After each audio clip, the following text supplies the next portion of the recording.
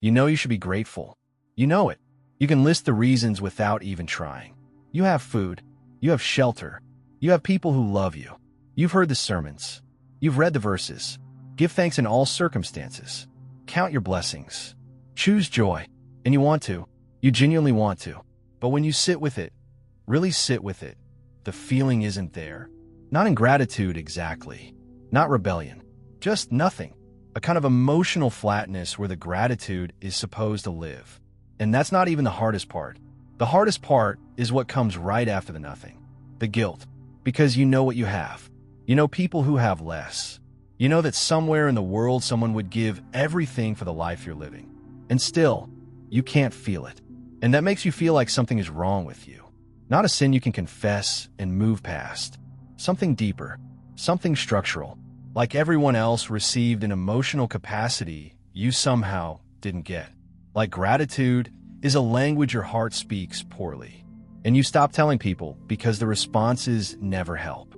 Just count your blessings. Just focus on what you have. You tried that. It doesn't work like they think it does. And so you carry this quietly. The guilt for not feeling the thing you're supposed to feel. The shame of sitting in church while someone testifies about overflowing thankfulness and wondering why your cup feels so dry. You haven't said it out loud because it sounds ungrateful just to name it.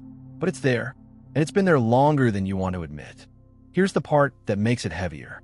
Gratitude is everywhere in Christian culture. It's on the mugs. It's in the worship songs. It's in the opening line of almost every prayer you hear someone else pray. Thankful for this day. Grateful for your goodness. Blessed beyond measure. And you repeat the words because that's what you do. But somewhere in the repetition, a gap opened up between the words you're saying and the thing you're supposed to be feeling when you say them. And at first the gap was small, easy to ignore, but it's been growing. And now there's Sundays where you sit in the service and someone on stage talks about how grateful they are for their trials, how the hard season made them more thankful, not less. And something in you goes quiet in a different way. Not inspired, exhausted, because you've been trying to get to that place for a long time, and you're not there. And the trying itself has become its own kind of weight. You've journaled gratitude lists. You've done the 30-day challenges. You've prayed for a grateful heart more times than you can count. And the heart hasn't fully responded. And the guilt compounds. Not just for not feeling grateful, for not being able to fix it, for trying and failing at something that seems to come so naturally to everyone else. You don't want to be this person, but you don't know how to stop. Here's what nobody tells you. Gratitude is not primarily a feeling. It never was.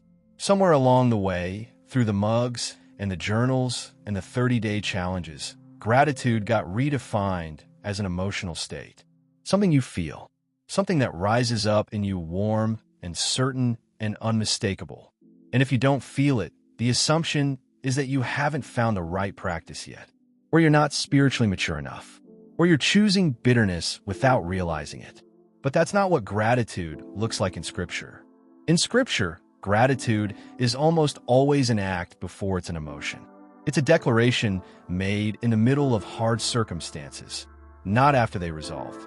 Paul writes, give thanks in all circumstances from inside a prison cell, not from the other side of it, from inside it.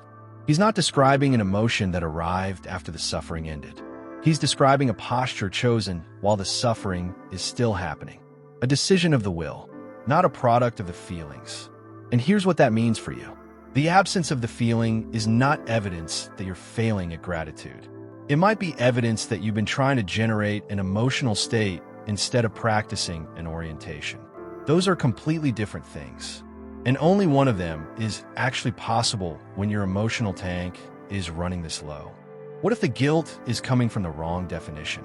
What if you've been holding yourself to a standard that was never in the original text? Because the gratitude God asks for doesn't require you to feel warm about your circumstances. It doesn't require you to manufacture emotions you don't have.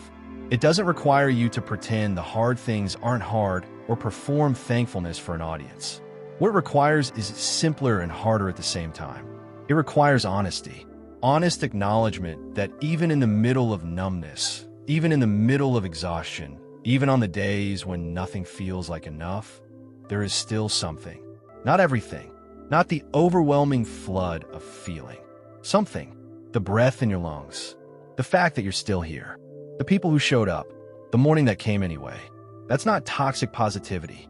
That's not pretending. That's the narrow, honest, unglamorous version of gratitude that holds in seasons when the bigger version isn't available. And it's enough. Not because it feels like enough. Because God never asked you for more than what you actually have to give. The guilt you're carrying, the weight of not feeling what you think you should feel, the guilt is not from Him. It's from a standard He never set. And you can put it down. Not because you've solved the feeling, but because the feeling was never the requirement. Think about someone recovering from surgery. Day 3, still in pain, exhausted, unable to sleep, and someone walks in and says, "You should be so grateful. The surgery worked," and they're right. There is something to be grateful for, but the gratitude doesn't come easy. Not because the person is ungrateful, because they're depleted, because the body doesn't run on perspective when it's in the middle of healing. It runs on rest and time and small mercies and the slow, quiet work of getting better. And nobody in that hospital room would tell that person, "You must not be spiritually mature enough. You must not be trying hard enough to feel thankful." They would sit with them. They would bring water. They would be present. They would understand that healing looks like weakness before it looks like strength. Some of you are in a spiritual recovery right now. Not because you did something wrong, because life happened to you. Grief happened. Disappointment happened. Exhaustion happened. And your emotional capacity for gratitude is depleted the same way a body is depleted after surgery. The answer isn't to try harder to feel something your system doesn't currently have a bandwidth for. The answer is to stop punishing yourself for being in recovery and let the healing happen at the pace it actually needs. David wrote Psalm 22 and Psalm 23, both of them. In Psalm 22, he opens with, my God, why have you forsaken me?" No gratitude, no warm feeling, no performance of thankfulness. Raw anguish, honest desolation.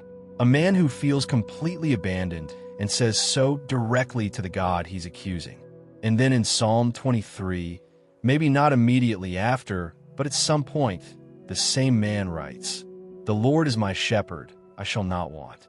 The same person, the same life, two completely different emotional states.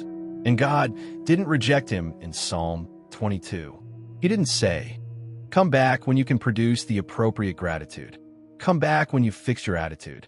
He received the anguish as the prayer it was. He held the lament as the honest offering it was. Because David understood something about worship that gets lost in the gratitude culture. That honesty before God is not the opposite of gratitude. It's the foundation of it. You cannot manufacture genuine thankfulness by performing it, but you can arrive at it slowly, imperfectly, over time, by being ruthlessly honest about where you actually are.